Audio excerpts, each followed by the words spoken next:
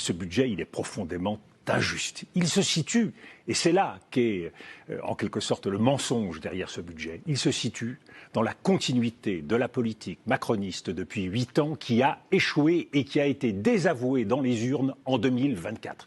C'est la continuité entre Michel Barnier et François Bayrou, et on peut remonter évidemment plus haut. Et cette continuité, c'est forcément une mauvaise chose. Mais c'est une mauvaise chose dans la mesure où la sanction des Français tient d'abord au fait que la politique qui a été menée a échoué. Elle a été inefficace. La fameuse doctrine du ruissellement, on défend une politique économique très ambitieuse et à la fin, les Français finissent par en profiter. Eh bien, elle ne s'est pas déroulée comme ça. Et puis surtout, elle est injuste. On le voit bien aujourd'hui dans la souffrance que ressentent les Français, dans l'inquiétude que ressentent les Français. Donc il faut construire un budget qui soit un budget de redressement financier.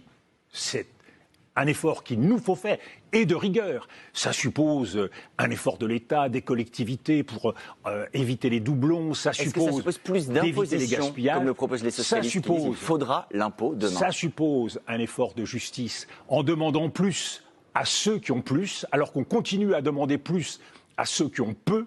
Il y a là un fossé qui se creuse entre deux France. Et puis, il faut aussi un budget de redressement productif. L'investissement, c'est ce qui nourrit la croissance. Si la croissance s'efface complètement dans notre pays, il nous fera faire un effort budgétaire encore plus important. Donc il y a là, derrière ce budget, je crois, un caractère mensonger, une méconnaissance des réalités économiques, et puis surtout, la non prise en compte de la demande des Français. Il y a un déni de démocratie, et la responsabilité en revient bien sûr d'abord au président de la République, dans le choix des premiers ministres successifs qu'il a fait, et bien sûr à l'ensemble des gouvernements successifs.